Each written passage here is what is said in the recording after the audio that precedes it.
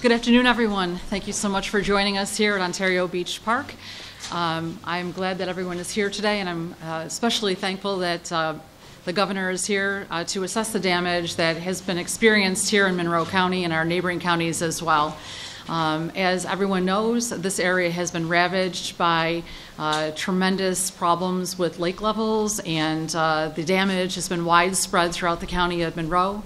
I want to first thank all of our government partners who are here today, who have done just terrific work throughout this whole event. First of all, I want to thank all of the town supervisors who are here, who have worked cooperatively with the state and certainly the county as well to help our residents in need. I want to thank Mayor Warren as well, and I also want to say a special thank you to our sheriff for providing manpower to help us through the situation. I also want to say a big thank you to Governor Cuomo for providing us with the sandbag equipment and almost 150,000 sandbags that we have either used or will be using to help our residents in need. This is a time for us to stand shoulder to shoulder to address the needs of our residents, our businesses, and the entire shoreline of Lake Ontario and its tributaries as well. I want to thank again the governor for coming here to witness firsthand the devastation experienced by this community and to lend his support to all of us. We can count on the governor and is here standing with us, addressing this situation. Thank you very much to Governor Cuomo for being here. It is now my pleasure to introduce the governor of the state of New York, Andrew Cuomo.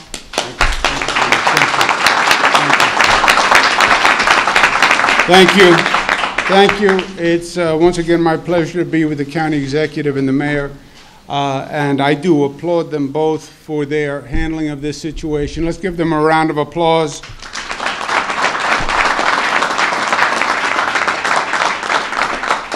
And I'm sorry for all the hardship the residents who are affected by the Lake Ontario flooding are going through right now. We just did a tour, and there's no doubt that homeowners are nervous, and many of their homes are being impacted with flooding. And flooding, I've been through this several times. It does tremendous damage to a home, and it's not easily resolved. So we understand the severity of the situation. Lake Ontario is the highest it's been in over 20 years. It's risen 25 inches since the beginning of April. Army Corps of Engineers project that the lake will continue to rise another 3 inches by May 28th. If that happens, if that projection comes true, it'll make this situation even worse. In a situation like this, preparation is key, and getting ahead of the situation is key. Once the damage occurs, then you're playing cleanup. So the best course is to get ahead of it and to be prepared. Several steps we're going to take. I'm appointing today a Lake Ontario response team that consists of the National Guard, Department of Homeland Security, DEC, Department of Environmental Conservation, Office of General Services, and the State Police.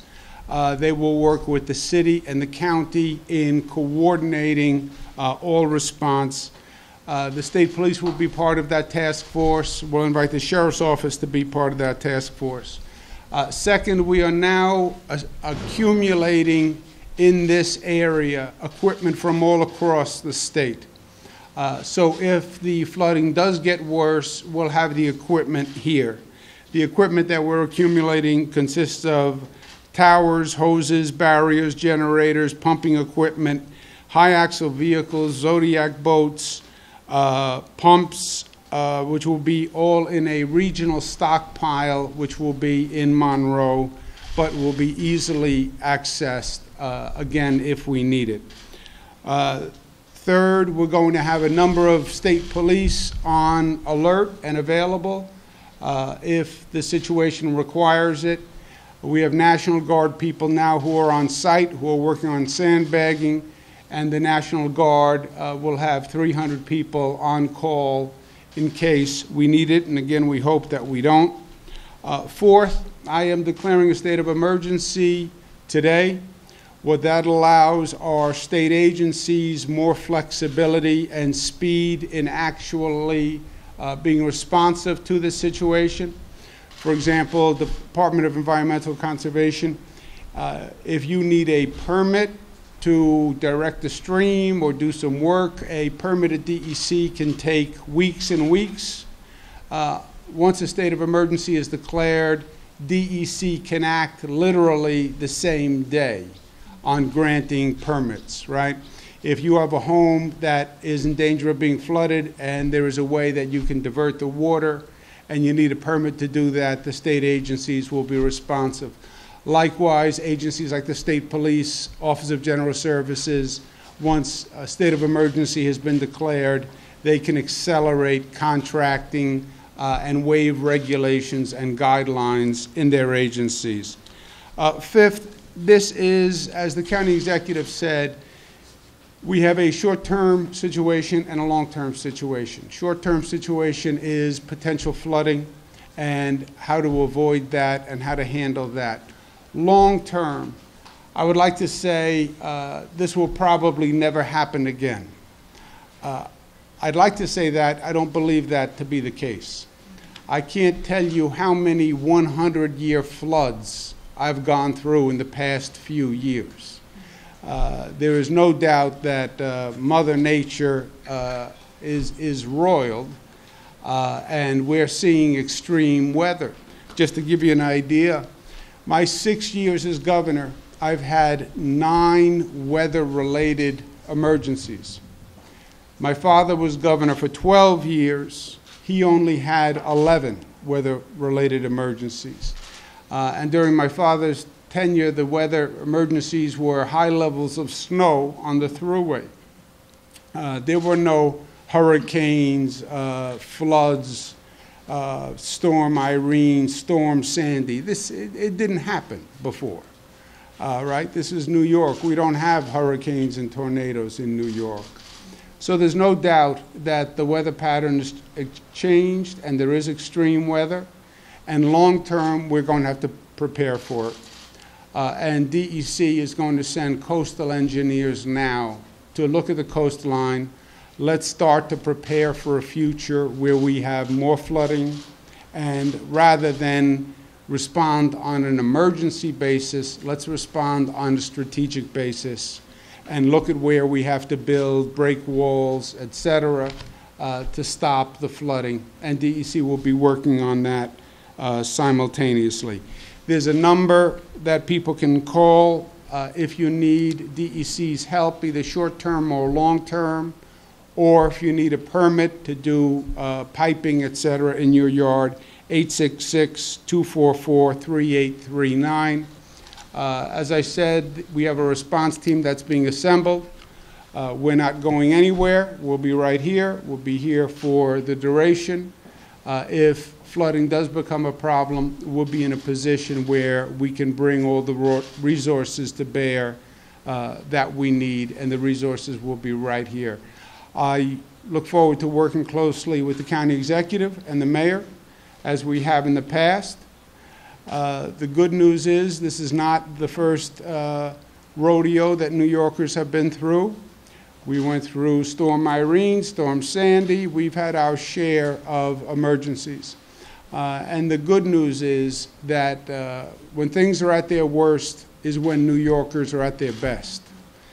People really come together. And the people of this state come together like a family when people need help. And it's a beautiful thing to see. And we're not there yet. We're getting prepared. But whatever you need, people from all across the state will be there to help. With that, let me turn it over to Mayor Lovely Warren. Thank you.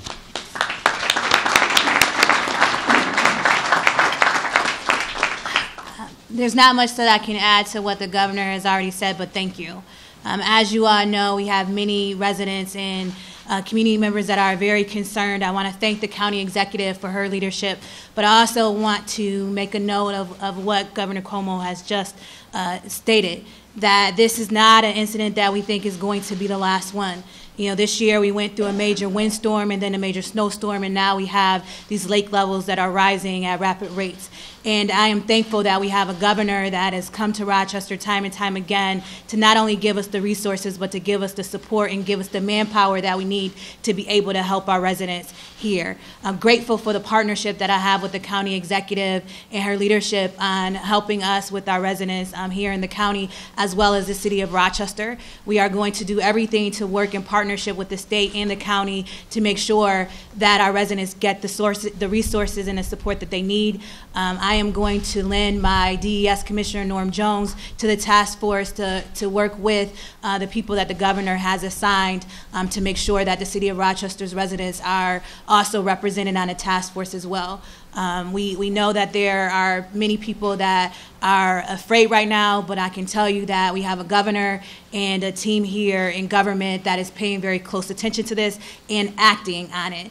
And doing everything that we can to alleviate the concerns of our residents as it pertains to the flood, but also the long-term implications that we know will be coming down the pike. So again, thank you, Governor Cuomo, for your support and for your resources and manpower that you're dedicating to this area. And thank you to the county executive again for her support and leadership on this matter.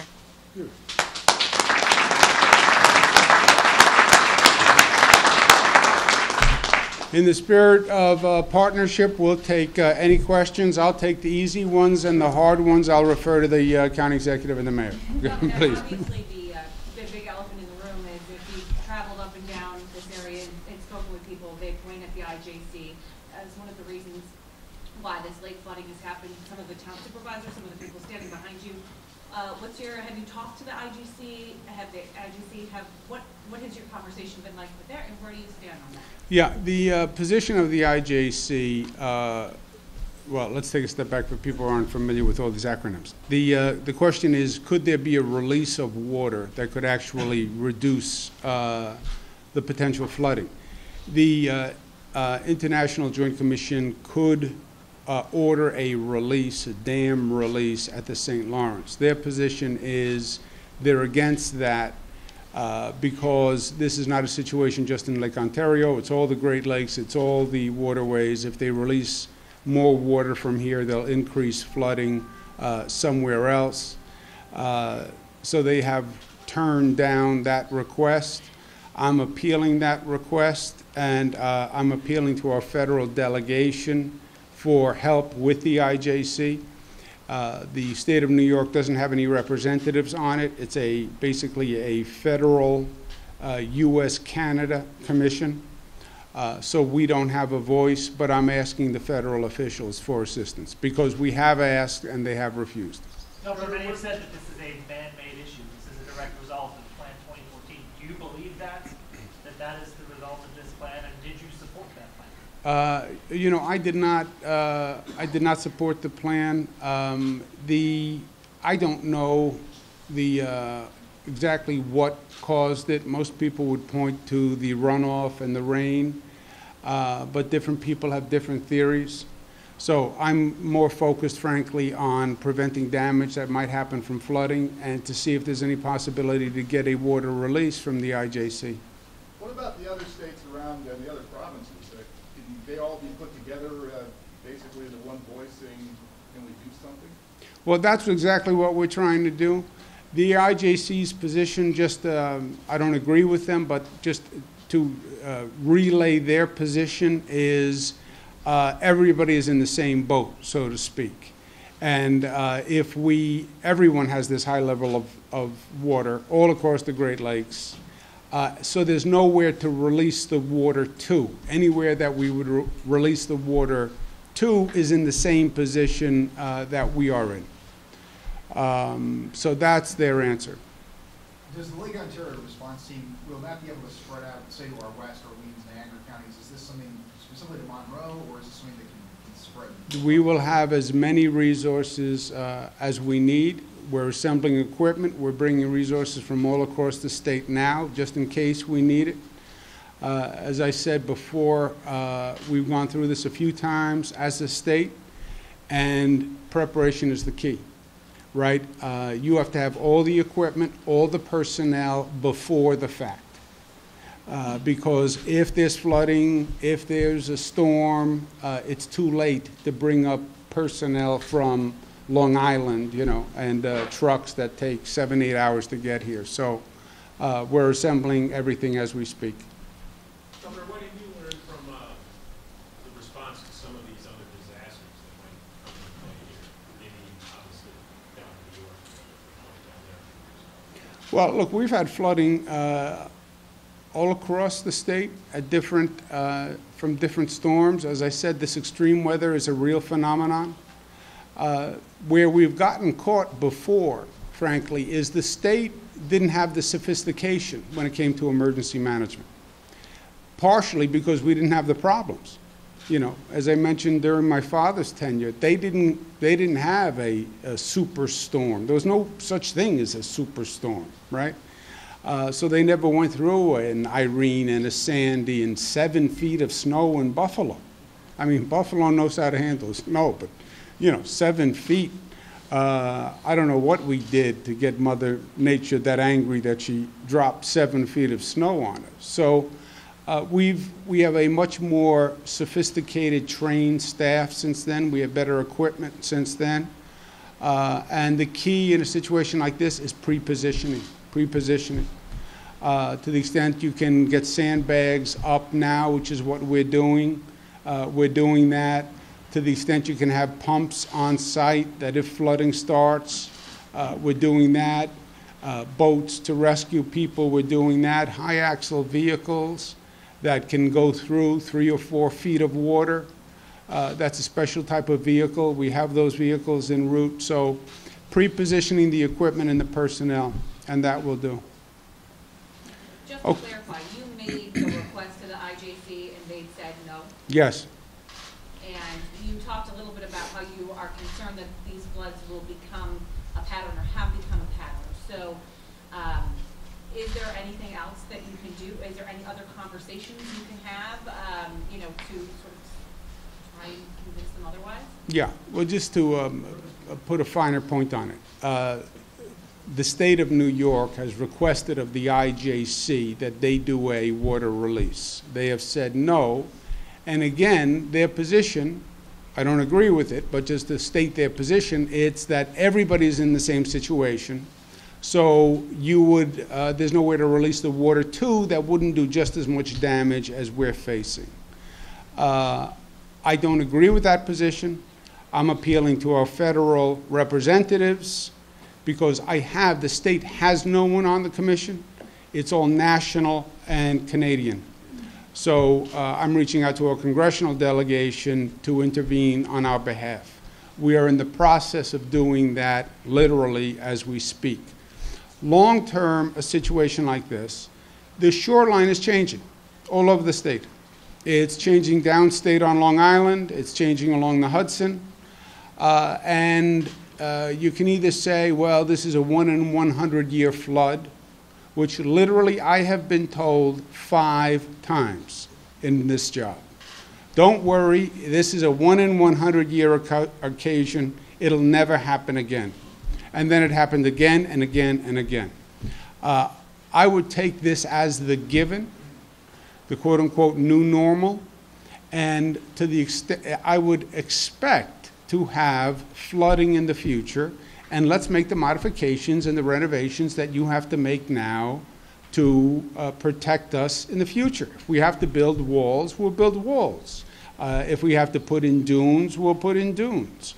Whatever it is, but I would not say to the people of Monroe, you know, don't worry, this is the last time this will happen, so let's just get through it. My guess is, and what most forecasters will say is, this is the new normal. This happens.